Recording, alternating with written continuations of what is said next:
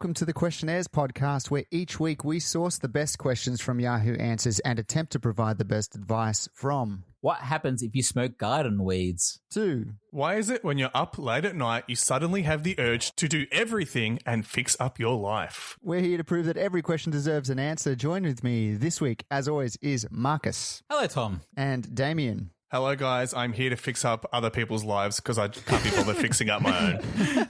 But it's not late at night. It's middle of the afternoon. This seems like not the time that anyone would be wanting to fix things. I feel like I'm like that. Like at night, I'm like, I can get so much done. But especially now, I can't go anywhere or do anything. So I'm hamstrung. I feel like at night, I always think to myself, man, I'm going to go for a run tomorrow. I'm going to eat healthy. I'm going to do everything in my life to make me a better person. But that being said, when I go to sleep, I usually feel like shit. When I wake up in the morning, I feel great about myself and I have no intention of doing any of those things. It's like, Let me just enjoy. Yeah.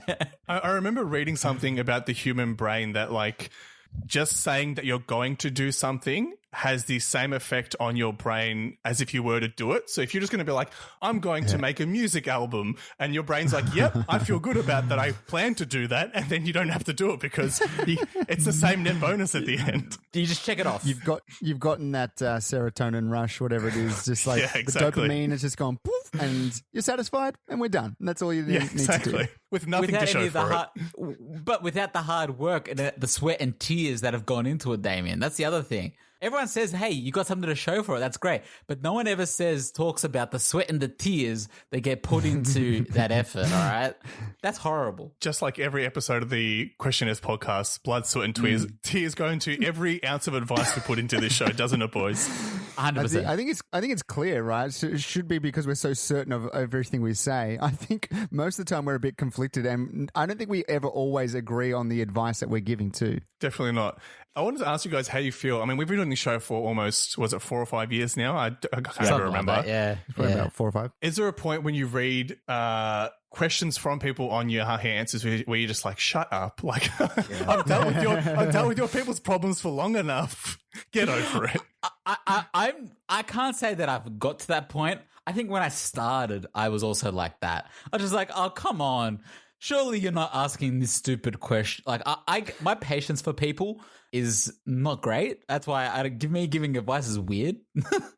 I would always say, like, why wouldn't you just search and see? Because someone else has probably had this problem before. But the search function in Yahoo Answers is quite poor. Like, I really have a hard time using it. So you can't search for old questions. You just need to ask new ones. And I think that's why it keeps, like, we keep seeing the same sort of stuff. I don't know about you guys, but it's sometimes hard to sift through all that. We look at Yahoo Answers from this sort of side of things. Like, we're using it for our podcast. If you actually had to find advice from Yahoo Answers, it is the worst site to actually find something. That's why we're exactly. here. That's why we provide this service. That's why we're here, and that's what we're going to do right now is we're going to answer questions from the website Yahoo Answers. It's what we do each and every week, except last week. Sorry about that. The other thing that we do is we choose a theme to name the question askers, and it's whose theme this week? It's mine. Marcus. I think it's mine. Like, when we miss a week, we never know whose theme it is. I'm taking the reins, guys. I'm taking it. Yeah. It's Derek, the fourth member that we just forgot about. It's Osher's theme this week. Where the fuck's Osher, right? Yeah. Okay. Anyway, this week I wanted to name out, like, we've been in lockdown for quite a long time. It's been a long while, but in the coming weeks, lockdown is going to be lifted from Victoria in Australia. So I wanted to name our question askers after the things you want to do as soon as lockdown's lifted. That's it. Like, what's the thing you're looking forward to most? All right. I do, before I say the name of my question asker, I do feel like Marcus has put bad juju in the air by saying, when Victoria comes out of lockdown so definitively, like, that is just a very absolute statement. It's positive, but we will get out of lockdown, whether it's next week, whether it's a year away. We will get out of lockdown. So, there'll be riots if we're stuck in this lockdown, I feel. So we will get out. Personally, so what's the thing I can't wait to riot. That's really what I want to do. I can't wait to crack skulls. That's it. All right. I think I'm going to go with and hug my nonna. I've been wanting to hug that woman very nice. so badly. It's beautiful. I kind of didn't realize how much I missed her. I went to this Italian shop that I buy bread from and stuff the other week, and the old woman behind the counter called me by the same nickname that my nonna calls me, and I had this moment of like, oh, nonna, she's inside this woman. She's reincarnated into the bread lady. Yeah, so it was this kind of weird moment of like, oh, I really do miss spending time with my family. Let's like hug my family. So this is gonna come from family. Yeah. Alrighty, so family has to say for themselves, I'm having board game troubles. So my girlfriend has this friend from college called Priya, who is from India. Important note for later, I'm doing English literature and Priya is in science. Recently, Priya invited my girlfriend and I to her place for dinner, and we decided to play Scrabble. I was excited because I knew I'd decimate them both easily. We play, and as the game progresses, it wasn't me who was leading, but Priya. She was making these huge words like quarrel and ostensibly. She got up. He's not a great English lit. He's not great at English lit. We can deduce that. She was making up weird, crazy words like car and pigeon. Exactly. Priya got up mid-game to go to the bathroom, and I was pretty sure she was cheating and Googling words in there. When she returned, I told her I knew what was up and that it's impossible for someone who's only lived in India to have such a good vocabulary. She just laughed and told me she wasn't cheating. I wasn't having it and demanded to see her phone search history. My girlfriend intervened and made us leave immediately. My girlfriend is now upset, but she doesn't get that there's no way Priya could have beaten me without cheating. She told me I'm a racist and that she's reconsidering her relationship with me. So who is right here? Hug from family. Oh boy. Such a nice person to be such an asshole. Nice name, but yeah, really, nice really name, bad qualities. Asshole. Yeah. I find this question really funny. This person is a sore loser. There is no ways of cutting this any other way. You're a sore loser because Is it something that's because I used to do like trivia, like we would go to pub trivia sort of things with my friends, and you know when you're doing pub trivia here and there, you see someone on your phone, you immediately like on another table, you're immediately like they're fucking googling the answer. Like I know that they're googling the answer, right? Yeah. But the whole, I think, the casual nature of like a trivia like that, to me, I'm like, I don't care. If someone's cheating, they're only cheating on themselves. Like, not, they're cheating in the competition, but I don't care enough that I'm going to be like, these guys are cheating, and start accusing people. Totally. Yeah. I also think it doesn't apply to Scrabble because, like, don't you have different letters every round? So if she was cheating, at most it would be for that one round. If she's going to the toilet between every round, sure, she's probably cheating. But I don't think she is in this case. Well, did you guys ever play Words with Friends? Like it was a big like iPhone game, I feel. Yeah. Once, or phone game. Yeah. What you could do is you could basically, and you'd get all your letters and you could just like punch those letters into a website and say, give me the biggest word with those letters. Like that's how you would that's how you can cheat in Scrabble or things like that. And Words with Friends was one of those games where you could like, I'm going to blow them out of the socks. But there's no fun in playing if you're just pulling your words out of nowhere. Like it's not enjoyable. There's absolutely no fun in cheating. Like I know that like when you cheat, the only time you cheat and you feel good about it is if the person you're playing is an asshole or someone that you really want to beat. Like I feel like that's the time where cheating actually feels good. Like It's that's about where sending you're a like, message. It's not about winning. It's about sending a message. If you're talking to somebody who's really cocky about like I am the greatest Words with Friends player in the world, you want to beat them and you will happily beat them cheating. But if it's your nonna that you're playing with, you don't want to sit there ostentatious and like, nonna, get out of here. I win. Yeah, exactly. My you don't nonna, she only speaks broken English, so she'd be horrible at Scrabble. Scrabble, but in Italian, all right, Damien. That's where she'll get you. Yeah, true. Let's Scrabble. That's the thing. I feel like cheating is not fun. Where I feel like this person's losing it a little bit is I can't imagine this person, Priya, who's coming into like she's third wheeling essentially right now. She's come into an event where it's her friend and her boyfriend or girlfriend. I don't know if Hugs from Nana actually said boy or girl, one way or the other. But it was she comes in third wheel. I don't think she's going to cheat. I think she just wants to have a good time. She wants to play and have fun. It's a board game. It's not board cheat, you know? I don't think it's the cheating that is the problem here.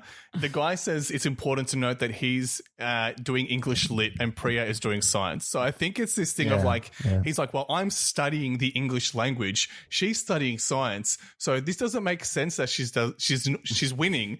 But what this guy fails to realize is science is all about big words. Photosynthesis, chlorophyll. That's a multi-point words right there. Metachlorines. That's Star Wars. Star Wars. That is science. It's That's science fiction. Yeah, well, it's in there. It's in there. I'm sure, Damien, you probably feel this way as well. And maybe Marcus, is like back to the trivia side of things, is when your sort of your knowledge or your interest becomes like the expectation. So like, let's just say, all right, this round is now about movies. When we're at trivia, everyone's like, oh, fuck, Tom, you got this. And then it's like, the pressure's on. Like, what if I don't know the answer? Like, you feel like you should, and then the nerves sort of get the best of you. Absolutely, man. Like you guys know, I work for a quiz show. So whenever trivia comes up to any of my friends, they're like, well, Damien, you should be good at this. And I'm petrified to go to a trivia night because people won't just expect me to have like a niche topic like music. It's like, you should know everything because that's your job. And I can't deal with that pressure. Damien, I'm starting up a trivia group. What we do is we go to different trivia nights and we try and win the prize. And you are my star player. You are my Ronaldo. You are my David Beckham. Yeah. I don't want to be Ronaldo. you are fat Ronaldo. And actually, no, you are the good Ronaldo, not the fat Ronaldo. Although the fat Ronaldo was the world best at some stage in his career. You're that statue. Was it the statue of Ronaldo where he looks a bit weird? Yes. You're the statue of Ronaldo. Damien, you will win us that meat tray. I guarantee you, the small goods tray is ours. No, please don't put this pressure on me. The meat tray is a poison chalice, by the way, Tom. One of my friends won a meat tray at a trivia night, and turns out that it was a 40-degree day, and that meat turned bad within 20 minutes. He won a prize that would turn bad, that could have turned into a poison chalice within 30 minutes. It was no good prize. The friend was like, is there a bucket of ice that's also a prize? Because I need to win that. This meat needs to go on some ice stat. Can I just win a free jug of beer? Like, that's all I want. I'll drink it now. I guess we can, look, I think we can all agree this guy is obviously an idiot. He's being super racist. I think he's starting to recognize that English is an official language in India. So I think he's kind of neglecting that fact. So only because they speak Hindi, it's also one of their national languages. So this guy's just a dumbass. I don't feel like he's being racist necessarily. I think he's being an asshole, pure and simple. Like, it doesn't matter where she's from. I feel like he's just an asshole. That being said, no matter what, he needs to understand that whether she's from India, whether she's just a science major, you're an idiot. Like, you suck at words. Yeah, you major in being an asshole is basically that's what your thesis is going to be. All right. Well, I think the whole thing about using Google to improve your chances in a game, you guys are well aware of all that, and I thought it'd be fun to actually make a game with the words and Google. Ooh. So coming to you from many game shows that I do not remember the name of, welcome to the new game show, everybody out there in podcast land, and it is called Trendsetters, the top search engine based game show in the world. But please don't look that up to see if it's true. Just take my word for it. Welcome to the show. I am your host, Yahoo Curious. Now let's meet our contestants. Our first contestant is the first result on Google when you search hot DILF. It's Tom. Oh, shit. Is that so? I won't look it up. I won't check to see if that's true. It is. And our second contestant is the top result for when you search Italian god of sex. It's Marcus. Welcome to the show, boys. Now let's get Oh, no. I've given him too much power. He's already out of control. Silencio, god of sex. Silencio. Yeah. That's it. All right, let's get right into how the game works because the rules are very confusing. For this game, we'll be using the website Google Trends. I don't know if you guys are familiar with this website, but it is a website that allows you to compare the search traffic of terms that people are putting into Google. And it does this by plotting it out on a line graph. Okay. Yeah. All right. So here is how the game works. I'm going to give you both the same term. For example, wine. You must then pair a word with that term. Let's say Tom says cheese, Marcus says grapes. And then we'll see which combination, cheese